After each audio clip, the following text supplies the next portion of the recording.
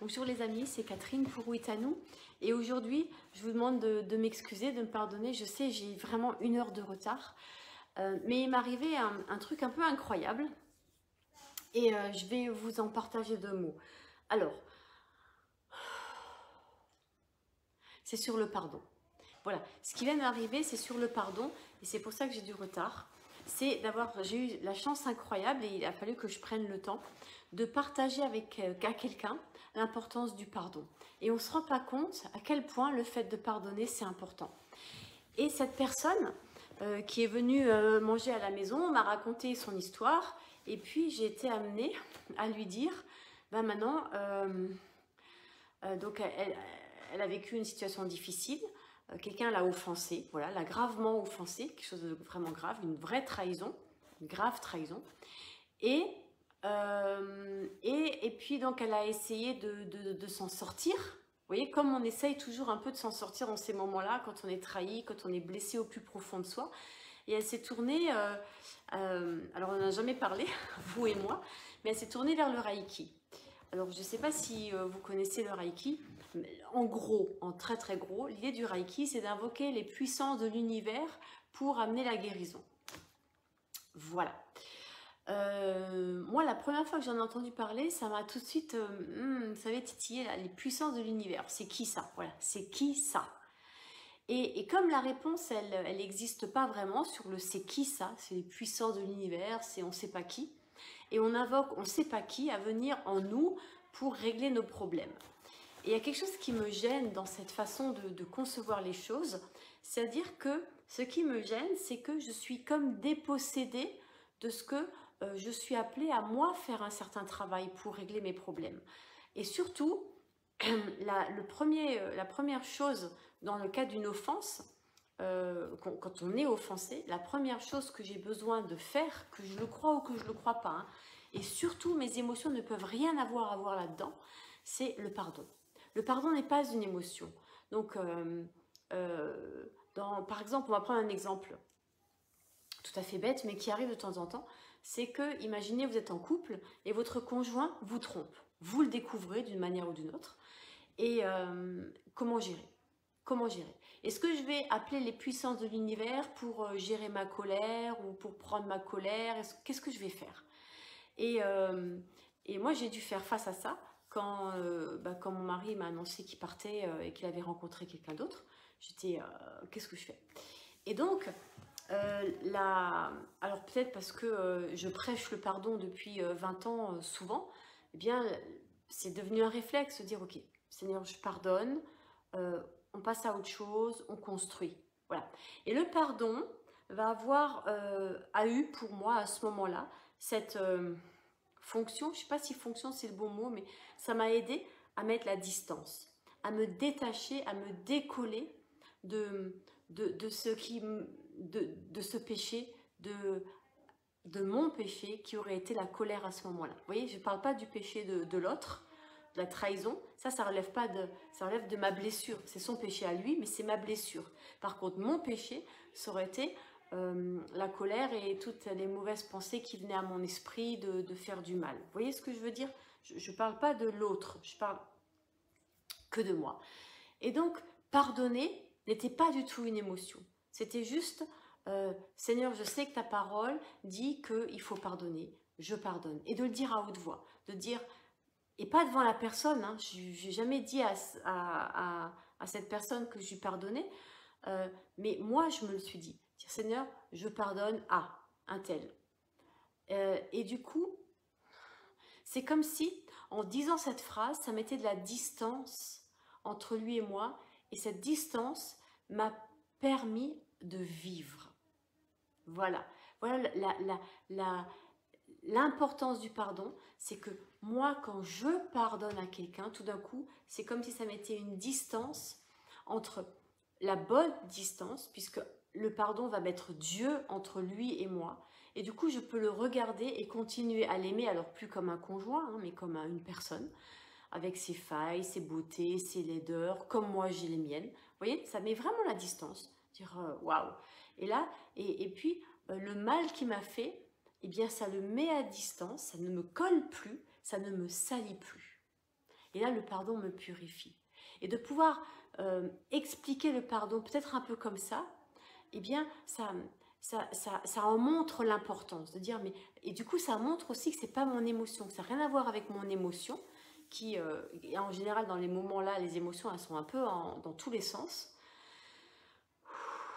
Mais voilà, de se poser. Et j'avais été très touchée par un film qui se passait en Indonésie, et où une Indonésienne parlait le pardon par rapport au meurtre de son enfant. Sa fille avait 14 ans, et elle a été tuée, mais à coups de machette, hein, donc une mort horrible en plus, par des gens qui l'ont tuée parce qu'elle était chrétienne. Et donc cette maman a décidé de « je pardonne ». Mais c'était une décision. Ça n'a pas empêché ses larmes, ça n'a pas empêché le travail de deuil, ça n'a pas empêché le fait qu'elle était, que sa vie était, elle avait perdu son enfant, quoi. Vous voyez, ça n'empêche pas les émotions, ça les met juste à la bonne place. Et du coup, ces émotions, à cause de ce pardon, une fois, parce que le pardon les met à la bonne place, elles ne vont pas me submerger, elles ne vont pas me dévorer, elles ne vont pas me tuer. Vous voyez, je vais pouvoir les accueillir et les déposer à la croix. J'accueille la colère, je la dépose. Seigneur, oui, je suis en colère, j'ai le droit d'être en colère, c'est une trahison, Seigneur, on m'a volé, on m'a pris mon enfant, je ne la verrai pas grandir, tout reste vrai. Mais le pardon met de la distance et permet à l'Esprit Saint de venir alors faire son œuvre de guérison, permet à l'Esprit Saint de venir faire son œuvre de restauration. Et l'Esprit Saint peut venir apaiser mes émotions. C'est comme si à ce moment-là, l'Esprit Saint me conduisait dans les bras du Père et que le Père fermait ses bras sur moi et pouvait me bercer. Et je peux, même dans ce moment-là dramatique, entendre la voix du Père qui me dit « mais je t'aime ». Mais Seigneur, pourquoi moi? Pourquoi mon enfant? Pourquoi je suis divorcée? Pourquoi j'ai perdu? Pourquoi j'ai perdu en bourse? Pourquoi j'ai dû vendre ma maison? Vous voyez, tout. Je reste une enfant bien-aimée. Vous voyez, le pardon, c'est la distance. C'est la distance que je mets entre moi et ce qui va m'envahir, me salir. Et me tirer vers le bas et m'éloigner de Dieu. Le pardon me ramène à l'essentiel, à moi, et me permet de, vous voyez, de faire ça, de juste sur le souffle, et ce souffle qui est le souffle de vie, j'inspire vraiment la présence de Dieu, et dans le souffle, je laisse partir les choses qui voudraient m'emprisonner, qui voudraient me tirer vers le bas et qui essayent de me tuer. Voilà, je voulais juste vous partager ce petit mot sur le pardon. C'est pas long, je l'avoue, mais j'aimerais vous inviter simplement à réfléchir et à prier. Seigneur, est-ce qu'il y a des choses dans ma vie qui sont comme un carcan, qui m'emprisonnent et dont j'aurais envie d'être débarrassée? Est-ce qu'il y a des comportements qui m'empêchent d'être libre? Et d'où viennent ces comportements? Parce que vous allez me dire, mais un comportement, ça n'a rien à voir avec le pardon. C'est vrai, mais un comportement, on développe des comportements qui relèvent souvent de la défense. Par exemple, on peut développer une façon d'être hyper dans le contrôle. On contrôle tout. Pourquoi? Parce qu'on a un grand souci de rejet. Et c'est pas spirituel. Hein. Pourquoi est-ce que je me sens rejetée? Et bien peut-être parce que je suis pas un enfant désiré. Et du coup, vous voyez comme on va dans les profondeurs des choses là. C'est par exemple, pourquoi est-ce que je fume? Bien, de quoi je me remplis? De quel hein, parce qu'on m'a dit que j'étais pas important, que j'ai la vapeur. Parfois, on a plein d'associations qu'on fait, mais qui ramènent bien souvent à une racine extrêmement profonde. Je ne crois pas que je connaisse vraiment de personnes qui n'aient pas, à un moment ou à un autre, eu un message de qui que ce soit. C'est pas forcément mon père, c'est pas forcément ma mère, ça peut être un instit, ça peut être quelqu'un d'important, un message de rejet. Et qu'on a intégré comme une vérité. Et là, on a besoin de pardonner à la personne qui a dit ça. Et que ce pardon fait que ça se décolle de moi. Et d'un coup, je peux voir le rejet et je peux le déposer à la croix. Et recevoir, tu es mon fils, tu es ma fille bien-aimée. Vous voyez un peu j'avais envie juste de vous partager. Il y a plein de façons différentes d'aborder la chose. Hein. Surtout, ne croyez pas que c'est la vérité. Si on ne fait pas comme ça ne marche pas. De toute façon, personnellement, je crois que le Seigneur, il n'a pas de technique. C'est tout dans la relation et dans la rencontre avec les uns et les autres. Et aujourd'hui, je vous partage simplement comment moi je vis le pardon. Le pardon, c'est comme, vous savez, je suis en train de penser à la tapisserie.